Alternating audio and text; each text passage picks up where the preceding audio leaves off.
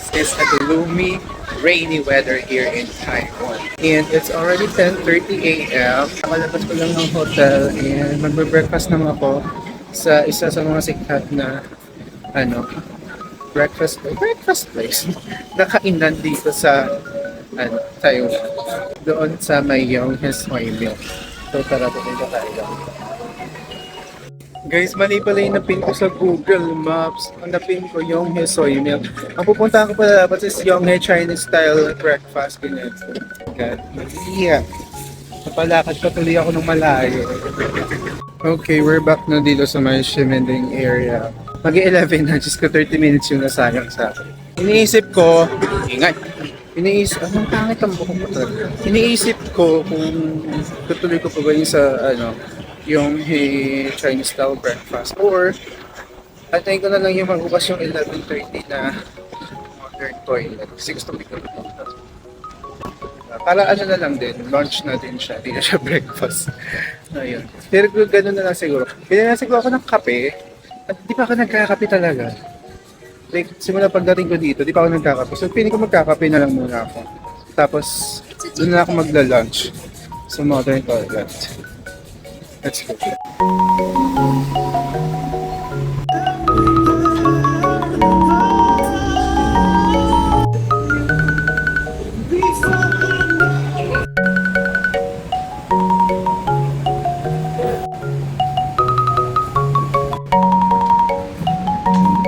Kaya nandito na tayo sa modern toilet. At hindi naman. Meron silang toilet sa entrance. Parang ka papasok ng banyo lang. Pero ang totoo, kakain ka.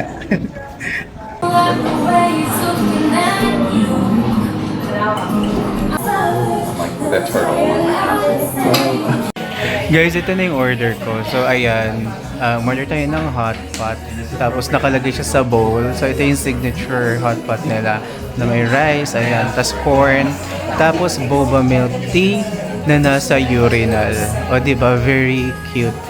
Diba? On team talaga pati yung mga utensils. Like, mga, kitchenwares nila. Kitchen pa? Hindi siya paper. Tablewares. Ayan. Tinama yung sarili. Diba? Ang cute.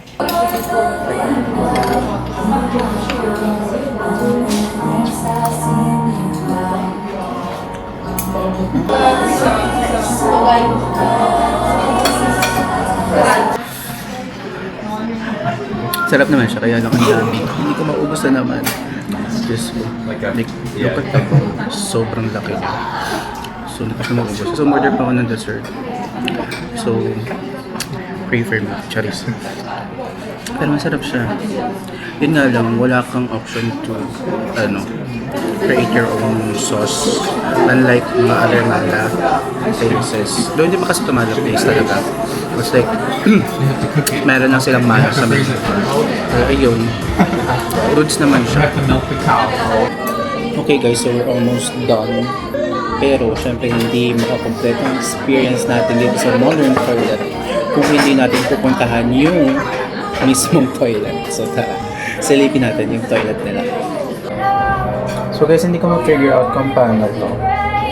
Charis, ayun pala, meron pala. Ayun.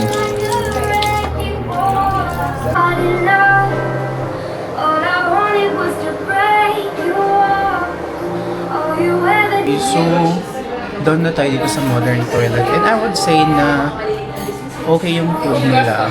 Masarap naman. Yung mala na na-try ko, masarap naman. Especially the dessert. I love the dessert. Yung ice cream, masarap. Ang dami din ng nakalagay dun sa ice cream. Tapos yung bubble tea or yung milk tea nila. Hindi siya masyadong matamis kahit pinadagdagan ko ng sugar. Tapos, ano pa ba? Overall, sa presyo, medyo mahal siya ng konti. Ganyan. Pero, you're also paying for the experience, for the interior, ganyan. Kasi, ayun nga, pang Instagram, pang social media, diba? So, you're also paying for that kasi. So, ayun. Ang total na nagastos ko with what I ordered na mala, milk tea and ice cream is 690 NT. So, nasa halos 1,000 siya in pesos.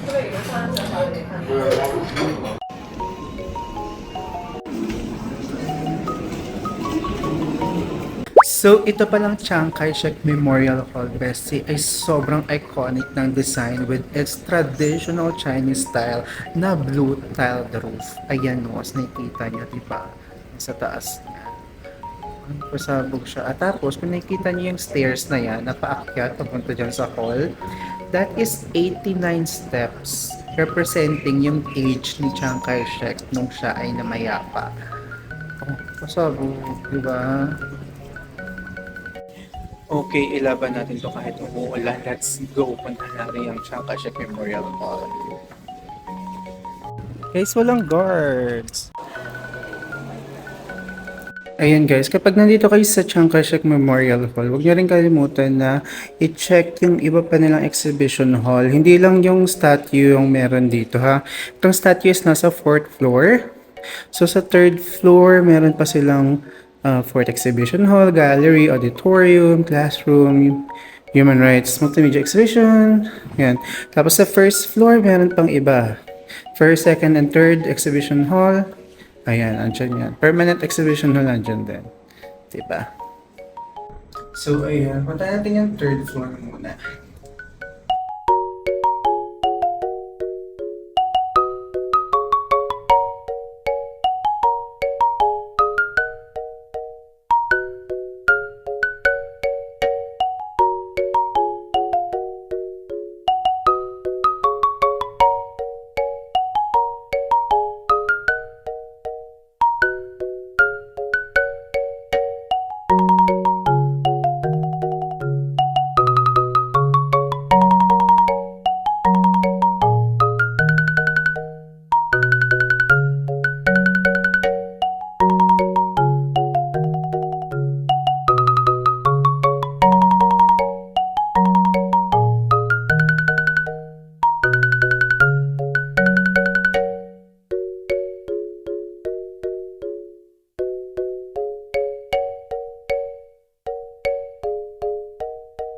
Guys, may Shing Futang din pala dito sa Chiang Kai-shek. So, kung masyadong mahaba yung pila doon sa Xinending, pwede dito naman pala.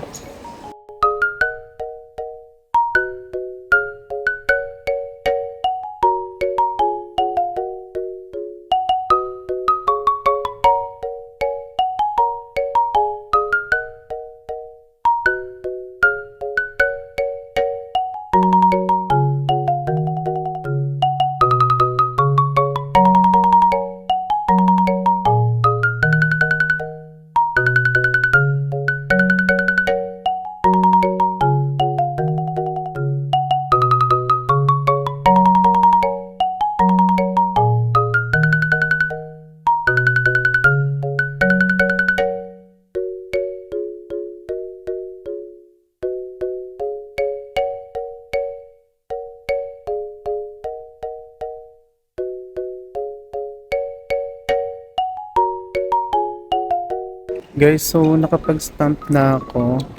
4 yung station pero 3 stamps lang yung nagawa ko. Kasi yung isa parehas lang.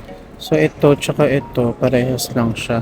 Tapos ayun, 2 yan. And then ito isa. Kaya lang may hinahanap ako yung isang malaking stamp. Pero hindi ko alam kung nasan. Sabi sa information daw yun, pero wala naman sa information. So isa na tayo dito sa Chiang Kai-shek. And umuulan pa din. So ang gagawin ko is puntahan ko na lang yung Visho Cinema. Ayan siya guys. Visho Cinema. Guys, parang may event dito. Ano kaya to? Alam ba may artista? Charot. Nandyan po ba si Chansat Siguno? Charis.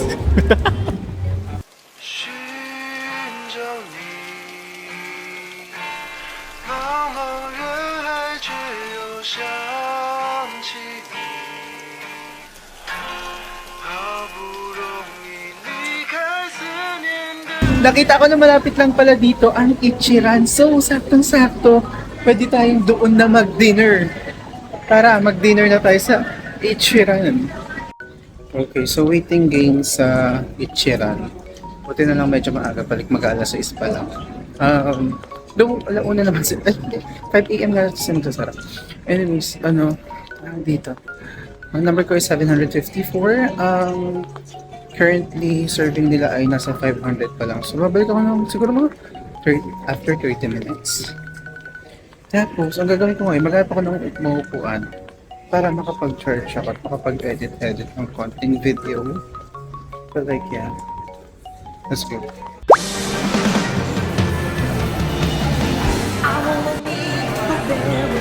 Ayun, sabi ko maghanap ako ng maupuan pero nakita ko itong Pokemon Center. Nasa listahan ko rin siya ng bala kong puntahan. Tapos it turns out na nandito lang din pala siya. So, nandito ako ngayon. Dito ako mapapalipas ng oras.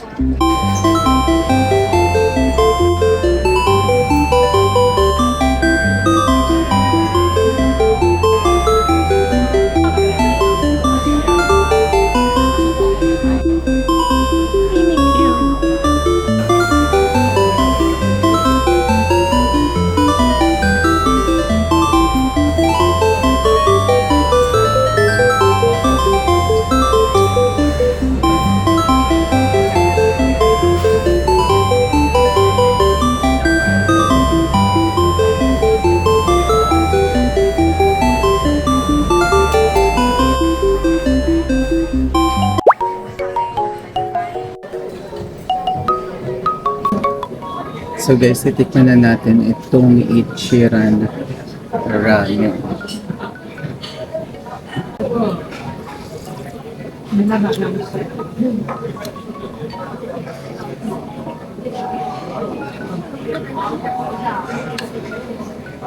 Hey, why is this good? Oh my god.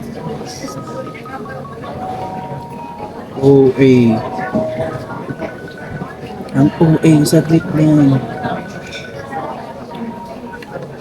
Nag-order ako ng spicy, pero parang hindi siya spicy for me. Yeah, hindi. Okay, sige, try na natin tong ano. Ito munang pork slices kasi nag-order ako nito ng extra.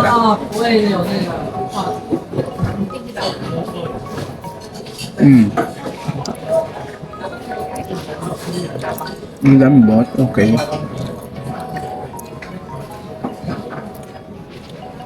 Lambot niya. Mas medyo natutunaw na lang siya sa bibig.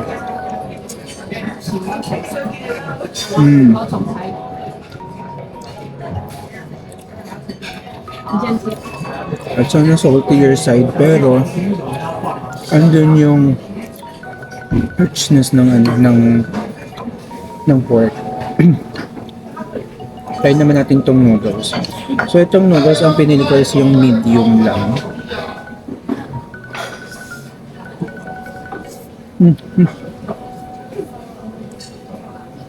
Init. Okay. Gusto ko yung gantong texture. Buti na lang medium lang yung pinili ko. Hindi siya masyadong malambot. Hindi na siya like matigas pag kinain.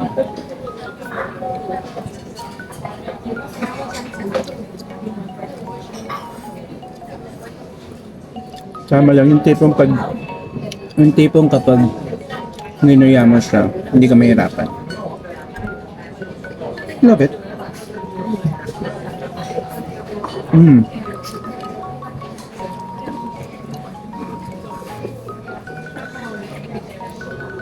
Pero pinakagusto ko yung broth niya. Yeah. This is it.